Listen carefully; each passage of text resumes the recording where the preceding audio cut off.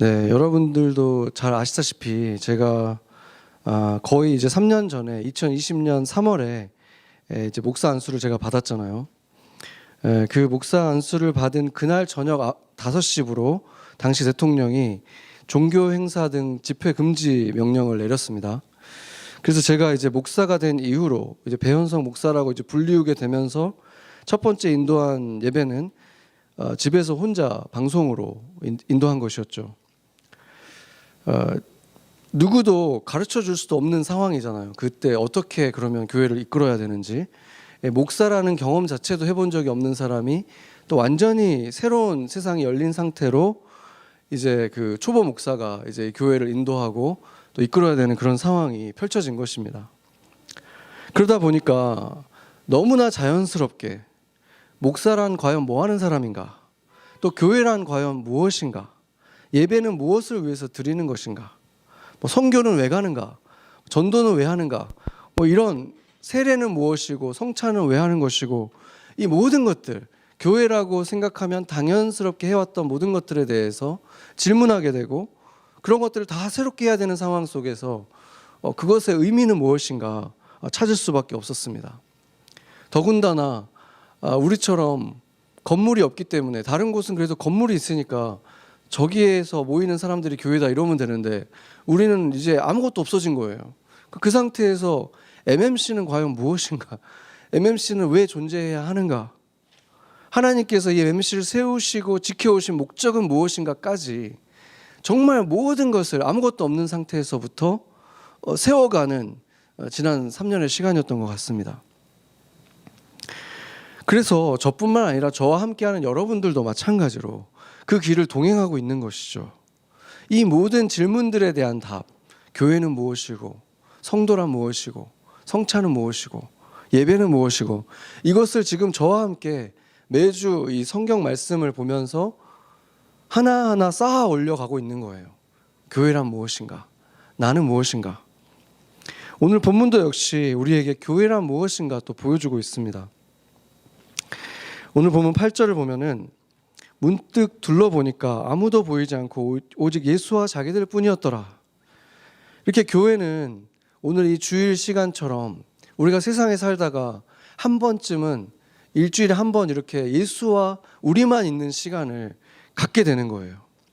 이렇게 구별되어지는 공동체가 교회인 거죠. 구별됨, 이것을 거룩함이라고 하잖아요. 그리고 그때 예수님이 입고 있던 옷이 새하얀 순백색이었다고 얘기하죠. 거룩함을 보여주는 것입니다. 작은 티나 얼룩도 없는 그 예수님을 만나는 시간이 바로 예배인 것이고 교회에서 그 일이 이루어지는 것이죠. 그런데 2절에서는 예수님이 옷만 바뀐 게 아니라 예수님의 몸이 영어로는 transfigure, transform 이렇게 돼 있거든요.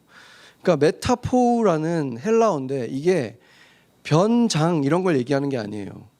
뭔가 다른 모습으로 이렇게 변장을 했다 이런 게 아니라 완전히 변형된 거를 말하는 거예요. 그러니까 몰프라는 영어가 있잖아요. 그러니까 몰프라는 말 자체가 변형이거든요. 그러니까 완전히 다른 모습이 됐다는 거예요. 어떤 모습이 된 겁니까? 예수님의 원래 모습이 된 거예요.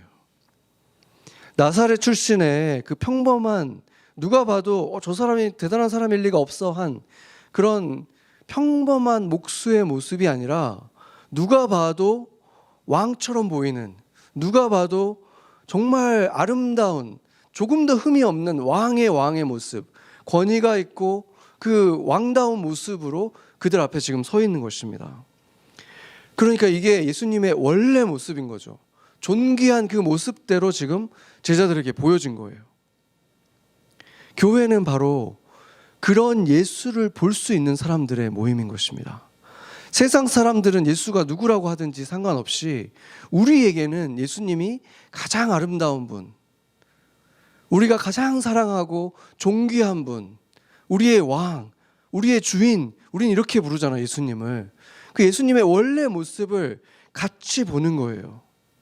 우리가 세상 속에 살아가고 있지만 일주일 동안 세상 속에 있어서 우리에게 예수님은 그런 분이잖아요. 그것이 바로 교회라는 거예요. 그렇게 볼 수 있는 사람들이 교회라는 것입니다. 베드로는 그런데 이 엄청난 경험을 하면서 와, 너무 좋다. 예수님이 이렇게 멋있게 보이니까 너무 좋다. 여기다 우리가 초막을 짓고 우리가 여기에 있읍시다. 여기에다 집을 지읍시다. 지금 그 얘기를 하는 거예요. 그러니까 교회는 그때 우리가 모임이 너무 좋으니까, 그 사모함이 너무 좋고 예수님을 그렇게 만나는 게 너무 좋으니까 그곳에 계속 머무르고 싶은 거예요. 머무르고 싶은 거예요. 제가 우리 교회가 지금 주말 그 예배 이후에 특별히 어떤 모임을, 어떤 프로그램을 진행하고 있지 않지만, 사람들이 예배가 끝나고 나서 밥도 안 먹고 막 삼삼오오 모여가지고 어떤 그 기쁨 속에 나눔을 하고 있는 모습을 보면은 그런 걸 느끼는 거예요. 아, 이게 너무 좋구나. 지금 우리가 이렇게 모여가지고 같이 예배하는 게 너무 좋으니까 지금 그것이 계속 뭔가 링거링하는 그걸 느끼거든요. 제가 빨리 밥 먹읍시다. 제가 얘기를 해야지 이제 밥을 푸기 시작하고 그러잖아요. 그러니까 그게 우리 안에 예배 속에서 우리가 그런 거를 경험을 하는 거죠. 그런데 이 베드로의 요청이 여기서 건물 짓고 우리 여기서 있읍시다 했는데 예수님은 그것을 받아들여 주질 않습니다.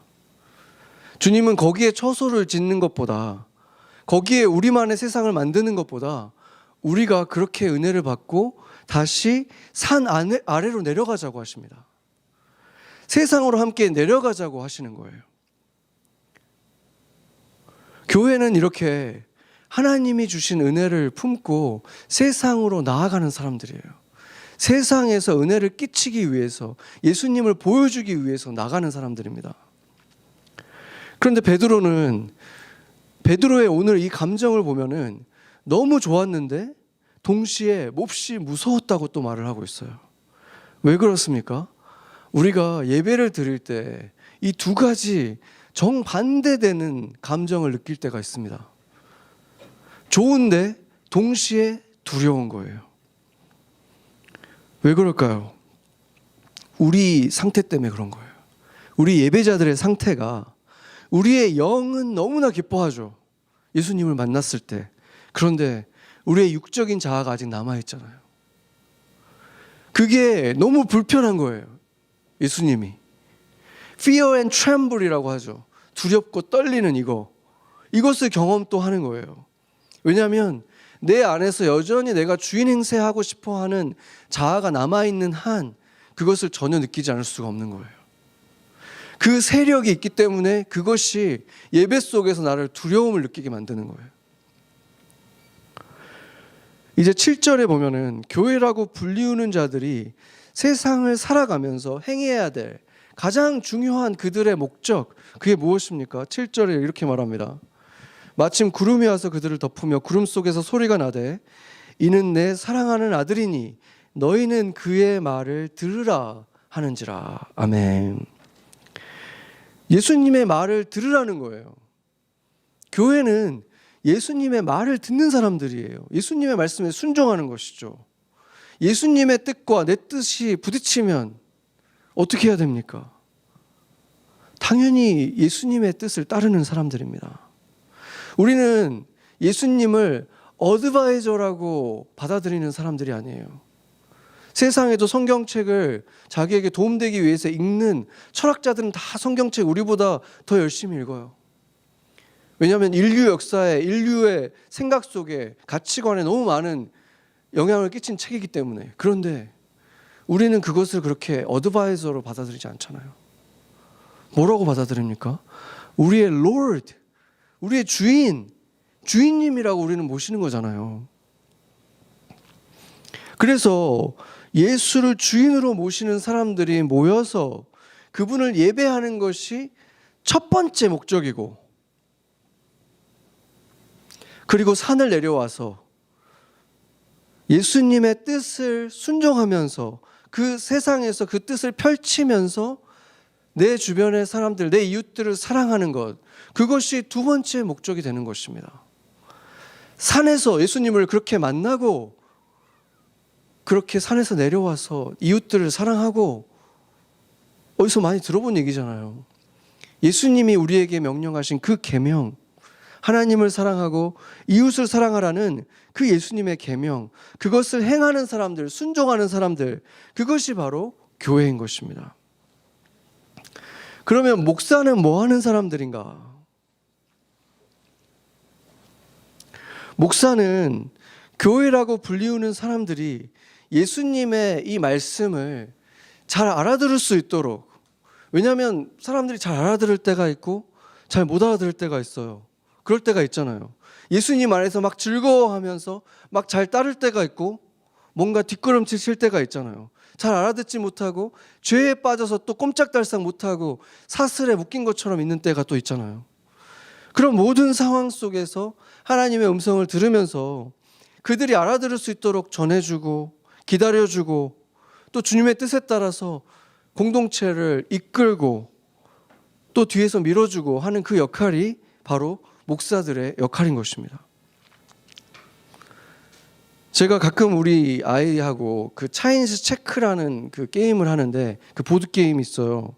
한쪽 편에 있는 알들을 반대편으로 다 옮기는 게 먼저 다 옮기면 그게 이기는 건데, 여러 가지 전략이 있을 수가 있어요. 정말 수없이 많은 전략들이 있을 수 있는데, 크게 보자면은 몇몇 알들을 먼저 진출시켜 가지고 길을 트고 그 다음에 나머지 알들을 옮기는 방법이 있고, 천천히 좀 느리지만 조금씩 전체를 같이 이동시키는 방법이 있죠. 그런데 지금까지 제가 해본 짧은 경험으로는 두 번째 방법으로 천천히 모든 알들을 좀 느리더라도 같이 갈 때 승리하게 되더라고요. 저는 교회가 바로 그런 곳이라고 믿습니다. 그래서 제가 하는 지금 이 설교는 성경 공부가 아니에요. 이 마가복음에 대한 성경 공부도 어느 정도는 될 수 있지만, 바로 이 공동체, 여기 있는 여러분들에게 하나님이 지금 하고 싶은 말을 찾아내고 듣고 먼저 경험하고 나서 전달을 하는 거예요. 그렇기 때문에 하나님의 말씀이라고 하는 것입니다. 성경은 그것을 영적 식량을 부지런히 나눠주는 것이라고 묘사를 하고 있습니다. 참된 목자의 자리에 서가지고 감히 이렇게 서서 그것을 하는 것입니다. 그렇기 때문에 당연히 목회자에게는 누구보다도 더 정결함이 요구되고, 완벽할 수는 없지만 공동체에 또 사회에서 세상에서도 본받을 만한 그런 삶이 요구되는 것입니다.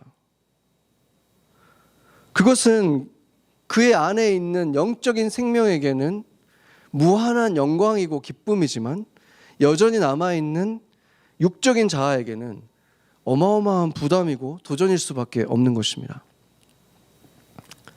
그리고 모든 그리스도인들에게는 또한 그들에게 맡겨진 십자가가 있다고 했습니다. 그들이 영적인 식량을 나눠줘야 될 사람들이 있습니다. 목사가 그 모든 사람들을 다 여러분의 이웃들까지 만날 수는 없는 거예요. 여러분이 영적 식량을 나눠줘야 합니다. 그리고 그 역할이 결코 목사들의 역할보다 가볍다고 할 수 없습니다. 세상에서 만나는 동네 이웃들, 직장의 동료들, 다른 학부모들, 이런 사람들에게 거룩함을 나타내야 되는 거예요. 예배에서 예수님을 만나고 세상에 내려온 우리는 그들에게 그 사랑을 경험하게 하는 접촉점이 되어야 되기 때문입니다. 통로라고 말하면 너무 거창한 것 같아요. 이런 표현이 있잖아요. You are the only Bible for these people. 세상에 교회가 존재하는 이유는 여러분을 통해서만 성경을, 하나님이 누군지, 예수님이 누군지 알 수 있는 어떤 사람이 있고, 교회는 그것을 위해서 이 세상에 지금 남아있다는 것입니다. 만질 수 있는 은혜의 접촉점으로 주님이 세상에 남겨놓은 것이 교회라는 거예요. 그래서 성경은 교회를 그리스도의 몸이라고 표현한다고 했잖아요. Body of Christ.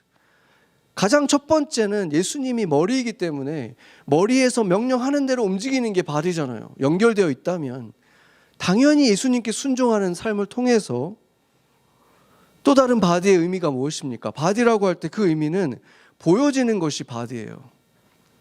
만질 수 있는 것이 바디고, 그리고 실체가 바디인 것입니다. 예수님이 보여지고 예수님이 만져지고 예수님의 실체가 교회라는 거예요. 하나님의 나라가 권능으로 온다, 이 말은 지금 없는데 온다는 얘기가 아니에요. 있지만 이제 모든 능력으로 오는 그날이 온다. 지금은 이렇게 교회로 흩어져서 이렇게 있지만, 노마드처럼 지금 있지만 권능으로 이제 오신다는 것은 풀 스케일로 오신다는 뜻이에요. 권능이 완전히 오는 그 날이 임하기 전에 넌 크리스찬들이 예수님의 사랑을 경험할 수 있는 유일한 통로는 교회이고, 어떤 사람들, 여러분의 십자가라고 불리울 수 있는 그 사람들에게는 바로 여러분들이 바로 그 접촉점입니다.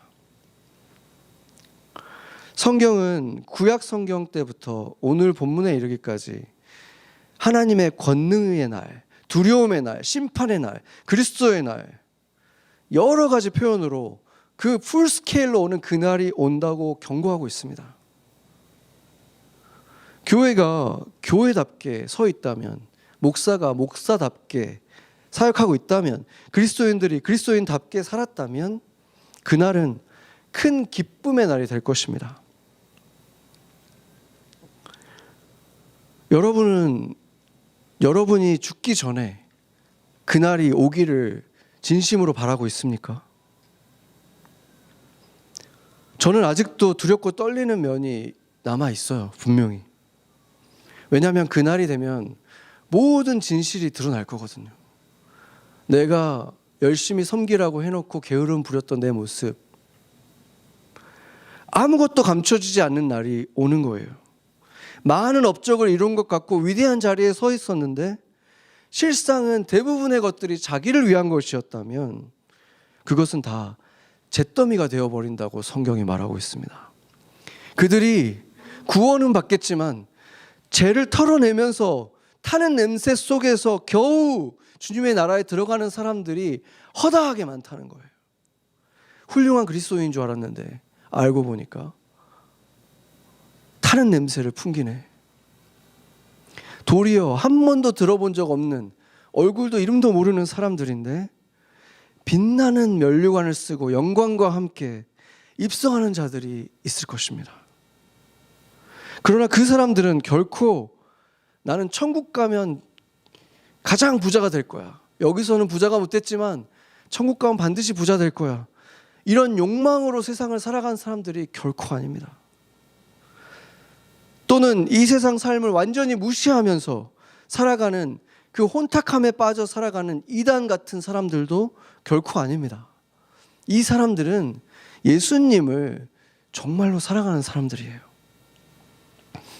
매일 많은 시간 예수님을 생각하면서 살아가고 예수님의 마음으로 세상을 바라보고 이웃을 바라보고 나를 바라보면서 그렇게 살아가는 사람들이에요.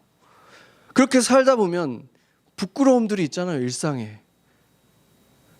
그 부끄러움들을 매일매일 점점 비워내면서 살아가는 거예요. 매일매일 비우면서 살면 어떻게 되겠습니까? 거기에 뭐가 채워집니까? 아버지의 마음, 예수님의 마음이 채워져서 점점 느리더라도 조금씩 예수님이 원하는 내 모습으로 되어가는 거예요. 교회답게 되어가고 목사답게 되어가고 그리스도인답게 되어가는 거예요. 그래서 그 사람은 점점 더 당당해지고 자유로워지는 사람이 되는 것입니다. 하나님 앞에서 자유로운 사람들은 세상에서 두려움이 점점 사라지는 것입니다. 예수님이 풀 스케일로 오는 그 권능의 날을 기다리며 가장 기뻐하는 사람들이에요. 아직 구원받지 못한 사람들에 대한 슬픔과 눈물은 조금 있겠지만 그 어떤 감정도 예수님을 직접 마주하는 그 감격과 그 기쁨에 비할 수가 없는 것입니다. 그들에게는 믿음이 있어요. 돌아올 사람들, 그 한 사람이 다 돌아올 때까지 주님이 기다리셨다, 이 믿음이 있기 때문에, 주님을 신뢰하기 때문에 그 풀스케일로 오는 그날에 대해서 정말 큰 기쁨으로 주님을 맞을 수 있는 사람들, 문이 열리면서 눈부시게 빛나는 모습으로 자기에게 다가오는 신랑을 맞듯이 말로 표현할 수 없는 그 기쁨과 감격의 순간을 그들은 맞게 되는 것입니다. 예수님은 오늘 본문을 비롯해서 몇몇 장면에서 베드로, 야고보, 요한 이 세 사람만을 동행하실 때가 종종 있었습니다. 그래서 많은 학자들이 이 세 사람을 예수님의 이너 서클이라고 봅니다. 12명의 제자들도 특별하게 70여 명의 제자가 있었지만 그 중에 12명이 있었고 그 12명 중에서도 이 3명이 핵심이라고 보는 것이죠. 실제로 나중에 보면은 베드로와 요한이 제자 중에서 좀 특별한 역할을 맡게 되는 것을 보기 때문에 그렇게 생각하는 것인데, 그런데 그들이 나중에 특별한 역할을 맡게 되는 것, 그리고 3명이 종종 특별히 예수님과 함께 있었던 이유가 결코 이 세 사람이 그 제자들 가운데 가장 뛰어난 자들이었기 때문이 아닙니다. 베드로가 어떤 사람이었는지 우리가 몇 주 전에 천국의 열쇠를 받는 그 장면에서 우리가 충분히 들여다봤죠. 오늘 이 장면에서도 보면은 베드로가 막 나서서 혼자서 막 얘기를 하는데 이 사람이 지금 자기가 무슨 말 하는지도 모른다고 얘기를 하잖아요.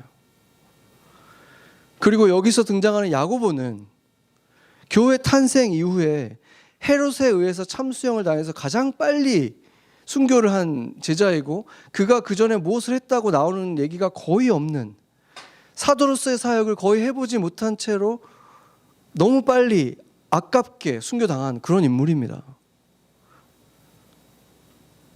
그래서 이것은 결코 핵심 인물들을 뽑아가지고, 가장 훌륭한 인재들을 뽑아가지고 이 사람들을 리더십 훈련을 이들에게 특별히 시킨 것이 아니라는 뜻입니다. 그리고 예수님이 승천하기 직전까지도 어린 나이였던 요한을 보면은 제자 중에서 나이가 가장 어렸어요. 그리고 곧 순교하게 되는 야고보의 친동생이었습니다.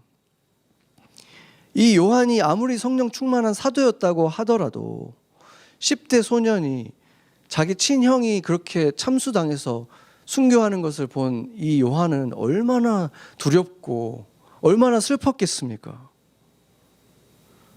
그래서 예수님이 이 세 사람을 특별히 가까이 데리고 다니신 것은 그 사람들이 뛰어난 인재였기 때문이 아니라 누구보다도 예수님과 함께하는 이 시간이 필요했던 사람들이었기 때문이라는 거예요. 예수님이 지상에 있는 동안에 더 많은 시간을 함께 보내줘야 되는 필요가 있었던 사람들이라는 거예요. 셋을 편애한 것이 아니라 그것이 필요한 제자들에게 그 시간을 함께 보내주셨다. 이것이 가장 합당한 해석이라고 보는 것입니다. 저는 제가 목사가 된 이유도 같다고 봅니다. 남들보다 뛰어난 게 있어서가 아니라 목사로 살아야만 그나마 괜찮은 남편, 괜찮은 아버지, 괜찮은 아들, 괜찮은 사위, 목사로 살아야만 그나마 그래도 괜찮은 그리스도인들로 살 수 있는 연약한 자이기 때문에 매일 말씀을 묵상하고 예배 속에서 살아야 되고 예배를 준비해야 되고, 그래야만 인생 낭비하지 않고 헛된 곳에 정신 팔지 않고 살 수 있기 때문에 누구보다 약한 자인 나를 주님이 이 자리에 세우셨다고 저는 굳게 믿고 있습니다. 그런데 그 진실을 겸손하게 받아들였을 때 주님이 베드로와 요한을 쓰신 것처럼 그 약함이 강함이 되는 거예요. 그것을 저도 경험하고 있는 것입니다. 여러분들 중에서 리더들, 그런 섬기는 자리에 있는 분들도 그 사실을 보시기를 바랍니다. 내가 뛰어나서 이 일을 맡겨주신 것이 아니라 맡겨주신 그 일로 인해서 이만큼이라도 신앙생활을 할 수 있다. 그것을 인정하는 것입니다. 그렇게 솔직해지고 겸손해지면은 하나님이 들어서 쓰시는 거예요. 나의 약함은 이제 강함이 되는 거예요. 성경은 온통 그런 사람들의 이야기들입니다. 그들의 약함이 겸손함의 열매를 낳았을 때 그곳에 하나님의 강함이 임해서 하나님이 들어 쓰시는 거예요. 저는 저의 약함 때문에 예수님과 이렇게 가까이도 동행할 수 있다면 저는 그 약함을 언제든지 어디서든지 자랑하겠습니다.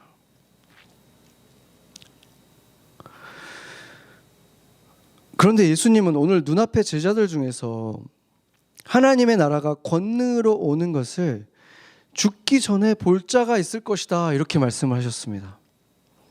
그런데 예수님이 지금 이 오늘 본문의 말씀을 하신 지가 이미 2000년이 지났는데 아직도 안 오셨잖아요.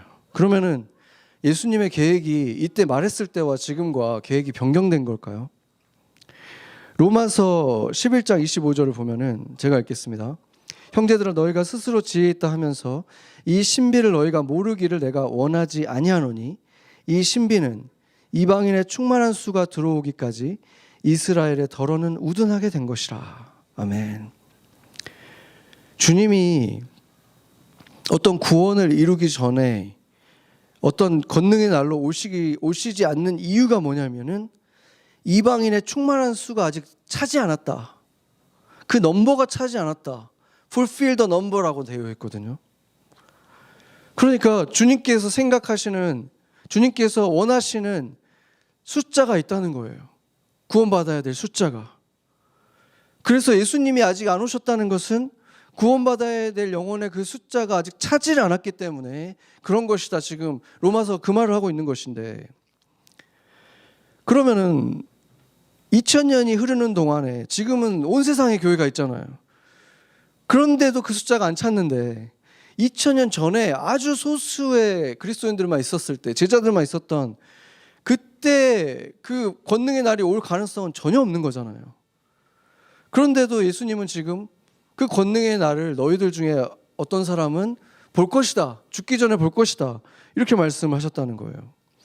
그래서 이 구절에 대해서 해석이 좀 난해한데, 어떤 학자들은 예수님이 권능으로 오시는 것을 이방인 교회의 탄생을 어떤 비유적으로, 은유적으로 표현한 것이다 이렇게 주장을 하고, 또 다른 분들은 부활하신 예수님을 만나는 것, 그게 죽기 전에 권능으로 오시는 걸 본 것이다 얘기하기도 하고, 또 하늘에 승천하시는 그 장면 있잖아요. 그것을 본 사람들, 뭐 이렇게 지금 또 오순절날 성령이 강림했던 그것을 경험한 사람들, 이것들을 다 은유로 지금 권능의 날이라고 표현했다 이렇게 하는데, 아까 말했듯이 그게 다 풀스케일로 온 것도 아닐 뿐만이 아니라, 그렇게 되면은 너희 중에 보는 자가 있을 것이다, 소수만 볼 것이다라는 이 말이 또 조건에 안 맞는 거예요.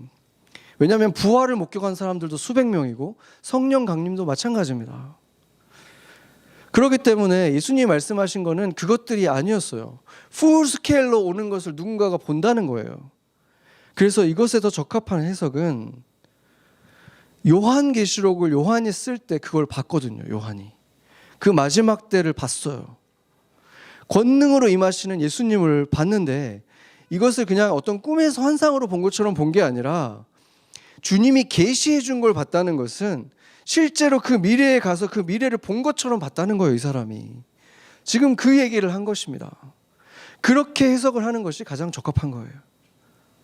그래서 신약 성경의 마지막 책 요한계시록은 그 권능의 날에 대해서 예언을 하고 있는 것이고, 구약 성경에도 여러 책이 그 날에 대해서 얘기하고 있지만 가장 분명하게, 특히나 오늘 본문까지 포함해서 예언하고 있는 그 심판에 대한 예언이 구약 성경 마지막 책 말라기서입니다. 여러분 성경을 빼서 말라기서를 한번 찾아보시기 바랍니다. 말라기서가 구약 성경 맨 마지막 마태복음에서 위로 올라가면 바로 말라기서입니다. 이 말라기서를 우리가 봐야 되는 이유가, 오늘 본문이 말라기서의 예언을 일부를 성취를 하고 있고 성취되지 않은 것에 대해서 또 예언하고 있기 때문에 오늘 본문은 말라기서를 보지 않으면 해석이 안 되는 본문입니다. 말라기서 1장 11절을 보면은 같이 한번 읽어보겠습니다. 1장 11절. 만군의 여호와가 이르노라. 해 뜨는 곳에서부터 해 지는 곳까지의 이방 민족 중에서 내 이름이 크게 될 것이라. 각처에서 내 이름을 위하여 분향하며 깨끗한 제물을 드리리니 이는 내 이름이 이방 민족 중에서 크게 될 것임이니라. 아멘. 말라기서가 쓰여졌던 때가 정확하게 특정하기는 어렵지만은 대략적으로 BC 500년 정도로 보고 있어요. 그러면은 이스라엘은 거의 너무나 약소국이어서 스스로의 힘으로는 존재할 수도 없는 때예요. 페르시아가 나라를 거의 세워주다시피 해주는 식으로 지켜준 것이지 거의 그런 존재였던 이스라엘이, 그 이스라엘의 신인 여호와가 지금 말하는 해 뜨는 곳부터 해 지는 곳, 무슨 말입니까? 온 세상이 여호와를 예배할 것이다. 지금 이렇게 말하고 있잖아요. 여호와께 제물을 가져와서 이방 땅에서도 큰 이름이 될 것이다. 이 말을 그때 들었을 때 이게 가능성이 있는 일이라고 생각이 들었겠습니까? 그때는 전혀 불가능한 일이었어요. 근데 지금은 어떻습니까? 어느 대륙에, 어느 나라에 교회가 없는 곳이 있습니까? 심지어 무슬림 국가들에도 교회가 있잖아요. 지하교회가 있고, 북한에도 지하교회가 있고. 교회가 없는 땅이 없는 거예요. 예배가 드려지지 않는 땅이 없다는 거예요. 그렇게 된 지가 이미 오래라는 것입니다. 전 세계에서. 온 세상에 있는 어떤 종교도 이렇게 널리 퍼져 있는 종교가 없습니다. 그런데 오늘 본문에서 예수님이 왜 갑자기 몸이 변신을 하셨는지, 또 많은 인물들 중에서, 구약 인물들 중에서 모세와 엘리야 이 두 사람이 나타났는지, 또 예수님의 옷이 하얀 것에 대해서 빨래하는 자가 하얗게 할 수 없을 만큼 하얗다라는 이런 좀 특이한 이런 비유를 왜 사용하셨는지, 이것은 그 자체로는 해석이 다 안 돼요. 이 모든 비유들이 다 말라기서에 다 등장하는 것입니다. 말라기서 4장 4절 한번 찾아보겠습니다. 4장 4절.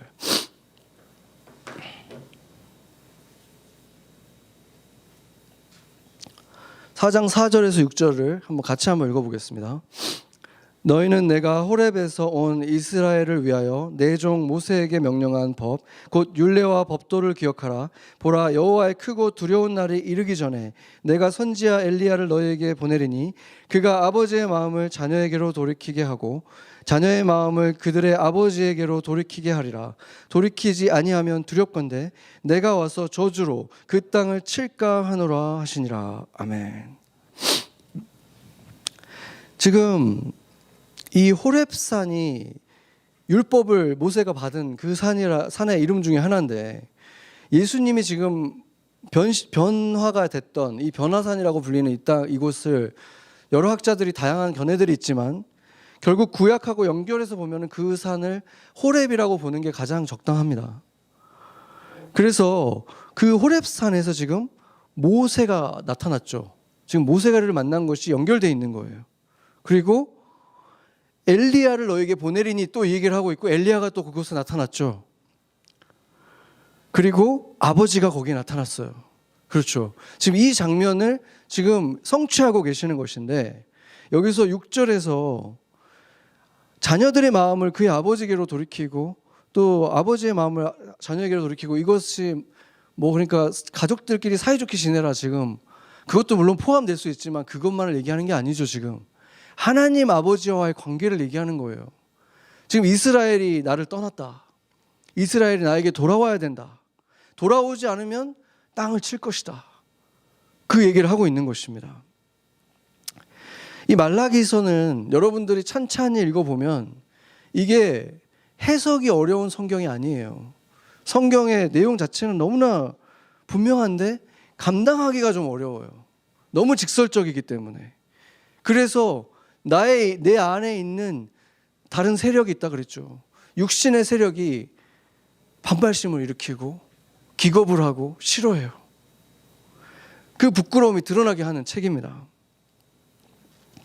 말라기서는 아버지인 하나님과 이스라엘의 관계가 거의 끊어진 것 같은 시대를 얘기하고 있습니다. 그때 나한테 돌아와라 라고 외치고 있는 책인 거예요. 하나님이 우리에게 나에게 돌아와라 그 얘기를 하면서 두려움을 주는 말을 하고 또 소망을 주는 얘기를 동시에 합니다. 무서운 경고와 함께 구원의 약속을 얘기합니다. 예배 속에서 일어나는 그 일을 지금 얘기하고 있는 거예요. 지난주에 제가 언급했던 그 에즈버리 대학의 리바이벌이 지난주 금요일로 공식적으로는 이제 자기들이 이제 마쳤는데 그게 이제 보니까 뉴욕 타임즈에도 헤드라인에 뜨고 CNN에도 나오고 팍스뉴스에도 나오고 이런 일반 세큘러 뉴스에까지 나오게 됐더라고요. 그 학교가 있는 동네가 전체 인구가 6천 명이래요.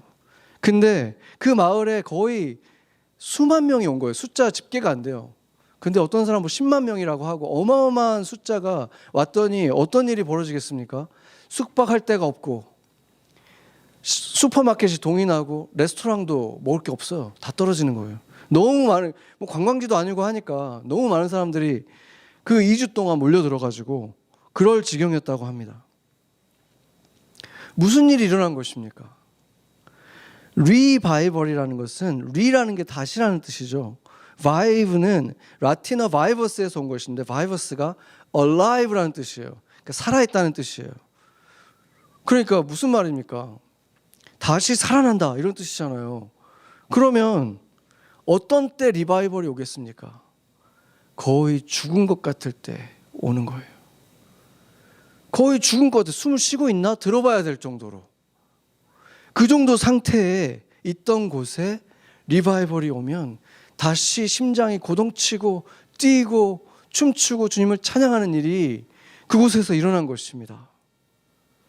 그곳에서 일어났다는 것은 주님이 일하기 시작하신 거예요. 지금 이 미국 땅이 거의 죽은 것 같은 이 땅이 부흥이 시작됐다는 거예요. 저는 지금 우리가 살아있는 이 시대에 리바이벌이 반드시 온다고 믿습니다. 아멘. 다시 살아서 우리의 생명력이 우리에게서 멈추는 것이 아니라 아웃포어링 하는 삶, 질질 끌려다니는 삶이 아니라 반도 안 쓰고 남은 것 가지고 주님 만나는 게 아니라 다 쓰고 다를 때까지 그렇게 쓰고 주님을 만나는 거예요.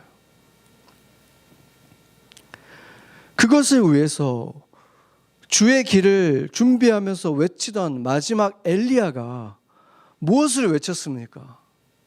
그 리바이벌이 일어나기 위해서 무슨 일이 일어나야 된다 했습니까? 회개하라. 주님의 나라가 가까이 왔다. 그날이 가까이 왔으니 회개하라. 회개하고 너희를 구원하신 아버지께로 하나님께로 돌아오라. 이렇게 소리쳤습니다. 리바이벌 하기 위해서 거의 죽어있는 것 같이 멈춰있는 그 영혼들이 살아나기 위해서 무엇을 해야 하는지 바로 말라기서가 직접적으로 대답을 하고 있습니다. 말라기서 3장 7절 한번 보겠습니다. 말라기서 3장 7절 한번 찾아보겠습니다.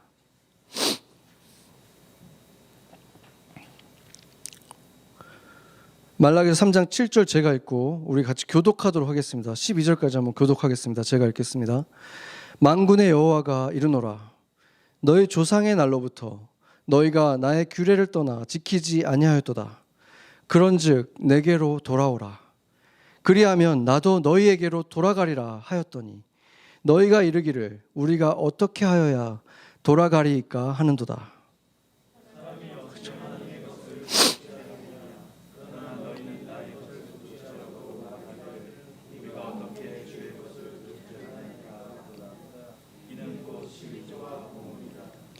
너희 곧 온 나라가 나의 것을 도둑질하였으므로 너희가 저주를 받았느니라.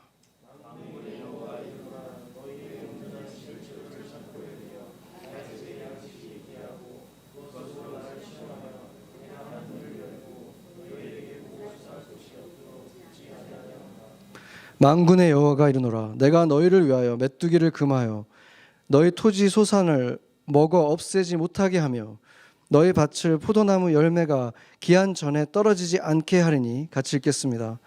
너희 땅이 아름다워짐으로 모든 이방인들이 너희를 복되다 하리라. 만군의 여호와의 말이니라. 아멘. 구약 시대에도 하나님이 원하는 제물은 언제나 두 가지였습니다.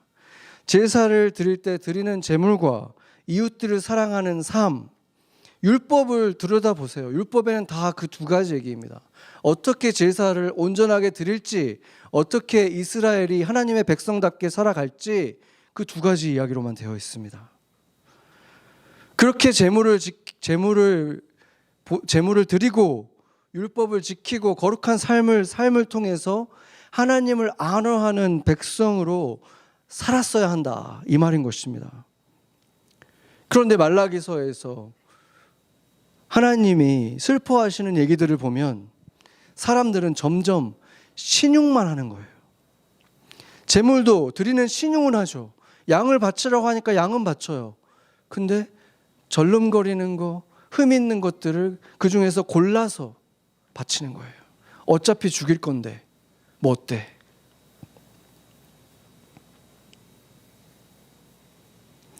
이웃을 사랑하라는 율법도 사람들이 보는 데에서 드러나는 것들 속에서만 화려하게 구제활동을 하고 사람들이 볼 때만 기도하고 모든 것들을 그렇게 가식적으로 행하기 시작했다는 거예요.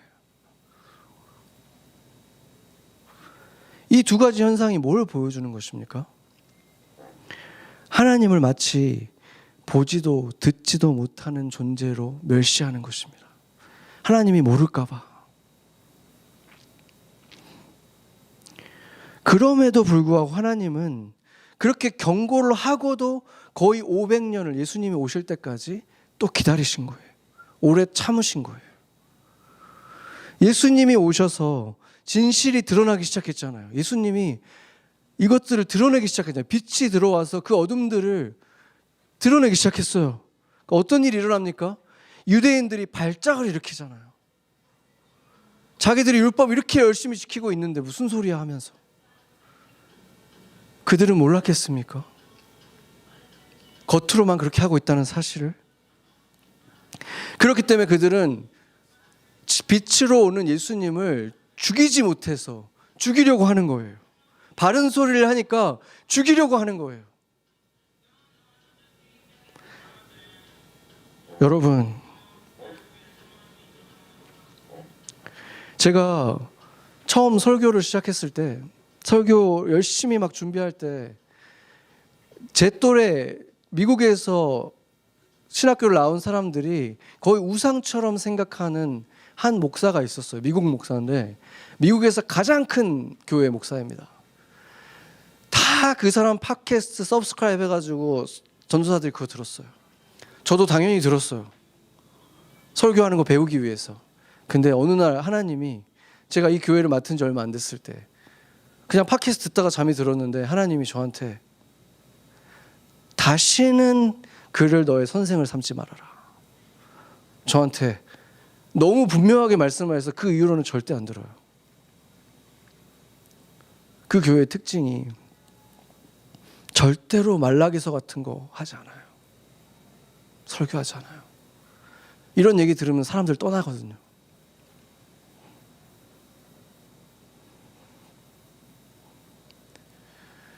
사람들 안에 있는 그 하나님이 제거하고 싶은 세력들이 좋아하는 걸로 만족시켜주고, 그래서 사람들이 늘어나고,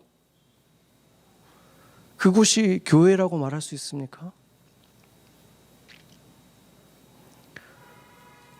말라기서 같은 거 얘기하면 다 떠나니까, 발작을 일으키니까 못하는 거예요. 율법에 대해서도 계속 부드럽게 이거는 이래서 그런 거야, 이래서 그런 거야, 최대한 약하게 설명을 해주고,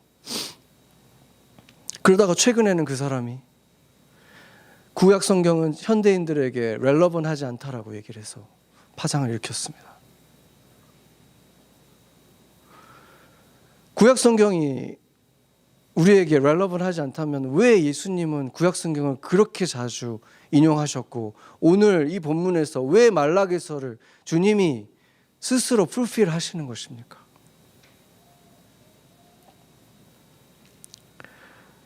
왜 미국 교회가 죽었는가? 분명해지지 않습니까? 그런 사람들이 최고의 목자라고 존경을 받고 새롭게 목사가 되어가는 사람들은 다 그 사람의 길을 따라가고 큰 교회든 작은 교회든 다 흉내내고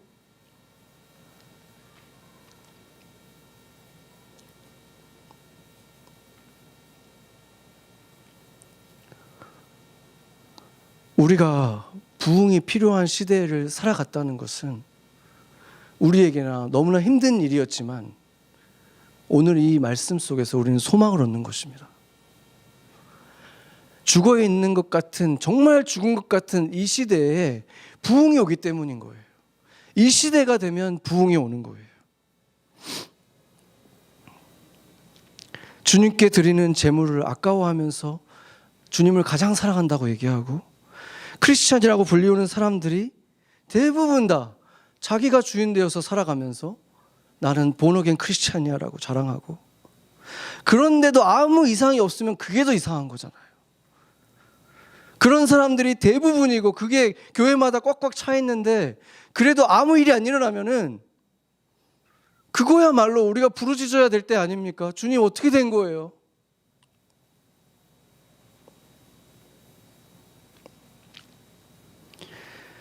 정말로 모든 것을 주님 주신 분이 주님이라고 믿는다면 여러분의 생명도 하나님의 것이라고 믿는다면 주님께 드리는 헌신이 뭐가 아깝습니까? 남은 거 이렇게 드리는 거 아니에요. 주님한테 쓰다 남은 거 드리는 거 아니잖아요.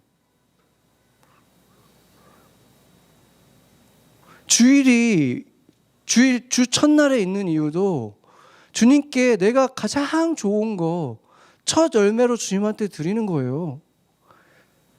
주님이 나의 주인이니까 나한테 가장 귀한 분이니까 가장 귀한 부분을 드리는 거예요. 너희가 그렇게 하면 나도 너에게 돌아갈 것이고 너희도 나에게 돌아오는 거다. 그렇게 말씀하시는 거예요. 남아있던 사슬들, 내 안에 여전히 주인 행사하려고 하는 그 세력들이 그렇게 해야지 사라지는 거예요. 힘을 쓰지 못하게 되는 거예요. 나를 지금 묶고 있는 사슬들이 그렇게 해야지 끊어지는 거예요. 자유로워지는 거예요. 주님이 주인 되는 거예요. 드디어 내 가정의 주인이 주님이 되시는 것입니다. 주님이 내가 책임지겠다고 하시는 그 약속이 그 가정에서 성취되는 것입니다. 내 비즈니스에서 그게 성취되는 것입니다. 하나님이 뭐라고 했습니까? 그렇게 되나 안 되나 한번 시험해봐라 나를. 무거운 구름 속에서 하나님이 예수님의 제자들에게 명령하셨습니다. 이는 내 사랑하는 아들이니 너희는 그의 말을 들으라. 만군의 여호와가 이르노라. 그런즉 내게로 돌아오라. 그리하면 나도 너희에게로 돌아가리라. 아멘.